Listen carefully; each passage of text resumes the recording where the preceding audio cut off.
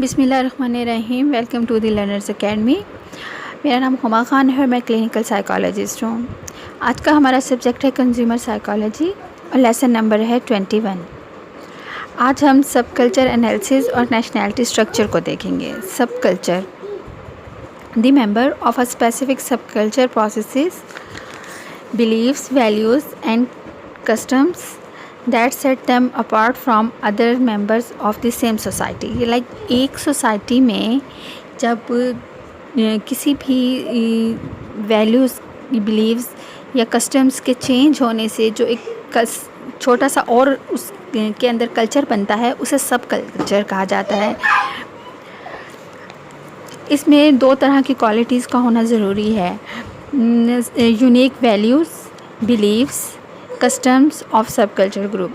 उसमें unique values ज़रूर होनी चाहिए या बिलीव होने चाहिए। Central core cultural theme shared by most of the population regardless of specific सब कल्चर मेंबरशिप।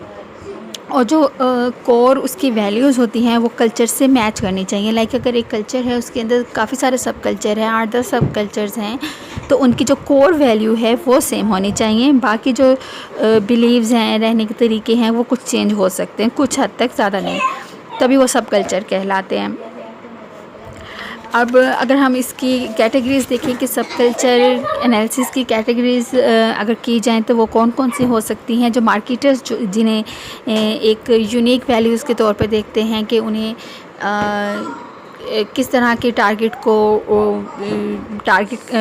किस तरह की मार्केट को टारगेट करना है, कौन सी उनकी प्रोडक्ट के लिए या सर्विसेज के लिए सूटेबल है, तो उन्हें इससे बहुत ज़्यादा हेल्प मिल जाती है कि वो सब कल्चर को यूज़ करते हैं। इसकी जो डाटा होता है तो इसकी कैटेगरीज़ की होती हैं कि ये नेशनैलिटी होती है इसमें सबसे पहले, जिसमें पाकिस्तानी, अफ़गानी, ईरानी, इस तरह से इसकी डिवीज़न हुई होती है। फिर उसके बाद रिलीजन देखा जाता है कि हिंदू हैं, मुस्लिम हैं, क्रिश्चियन हैं।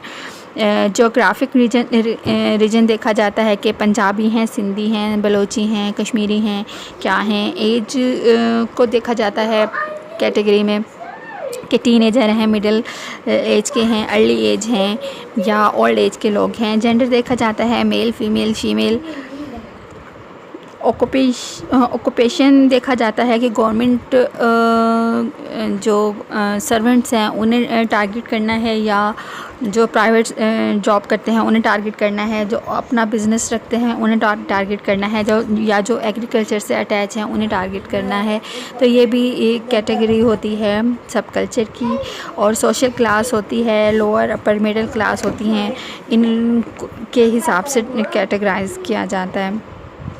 और ये मार्केटर्स के लिए आसानी फ्राहम कर रहे होते हैं सब कल्चर्स कि इन पर स्टडी नहीं किया जाता, इनकी जो वैल्यूज़ होती हैं वो अंडरस्टूड होती हैं, वो वेल नोन होती हैं, तो उन्हें यूज़ करते हुए ये आराम से बगैर रिसर्च या बहुत ज़्यादा रिसर्चेस कंडक्ट करवाए, थोड़ी सी रिसर्चेस के साथ भी अपनी जो रिक्वायर्ड रिजल्ट्स हैं, अपनी रिक्वायर्ड जो सेल है वो कर सकते हैं। Nationality and ethic subculture develop in order to serve their members in 3 ways.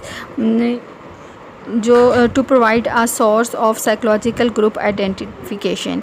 जो सब कल्चर्स होते हैं उनकी साइकोलॉजिकल जो वैल्यूज़ होती हैं वो तकरीबन सेम होती हैं। तो ये जो सब कल्चर डेवलपमेंट है इसने इन्हें फ़ायदा हो जाता है कि इनकी साइकोलॉजिकल असेसमेंट हुई होती है। देखिए तकरीबन इनकी मतलब एक जैसी होती है, करनी नहीं पड़ रही होती।